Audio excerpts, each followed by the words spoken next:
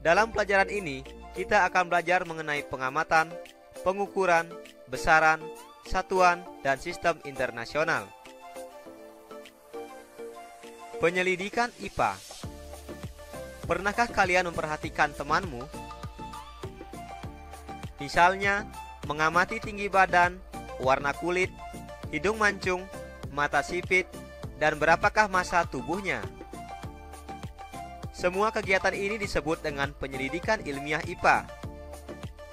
Penyelidikan ilmiah IPA melibatkan sejumlah proses yang harus dikuasai antara lain sebagai berikut. Yang pertama, proses pengamatan, yaitu proses menggunakan panca indera, termasuk melakukan pengukuran dengan alat ukur yang sesuai. Pengamatan dilakukan untuk mengumpulkan data dan informasi.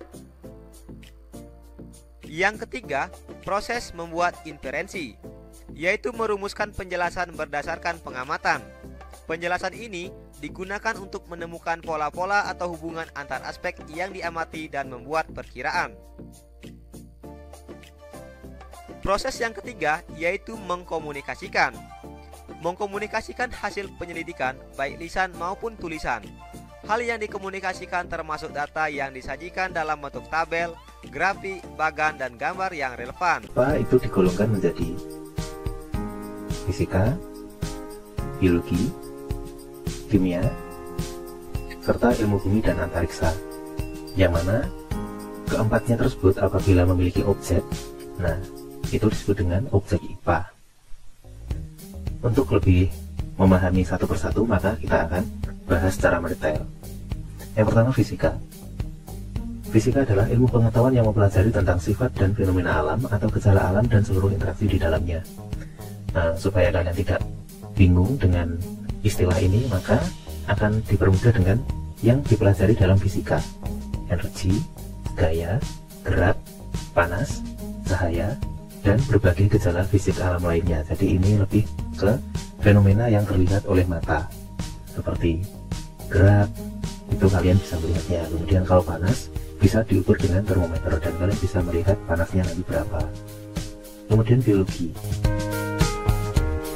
Nah, biologi ini adalah ilmu pengetahuan yang mempelajari sistem kehidupan mulai dari ukuran renik hingga dengan lingkungan yang sangat luas. Ukuran renik ini artinya adalah ukuran yang sangat kecil sekali. Yang dipelajari dalam biologi, terutama yang akan kalian pelajari di SMP ini, adalah klasifikasi makhluk hidup, cara hidup.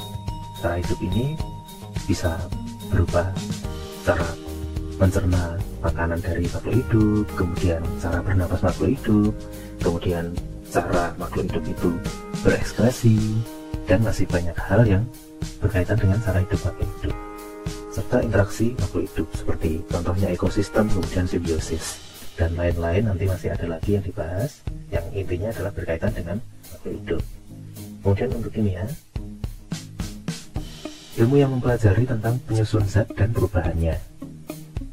Yang dipelajari adalah klasifikasi materi, campuran dan pemisahannya, zat aditif dan psikotropika, bahan kimia dalam rumah tangga. Jadi ini masih dasar ya ini ya, nanti yang lebih lanjut akan dipelajari di jenjang berikutnya. Kemudian ini ada bagian cabang IPA lagi, adalah ilmu bumi dan antariksa. Ini materi yang sangat menarik dan sangat ditunggu-tunggu, biasanya menjadi materi yang favorit karena asik.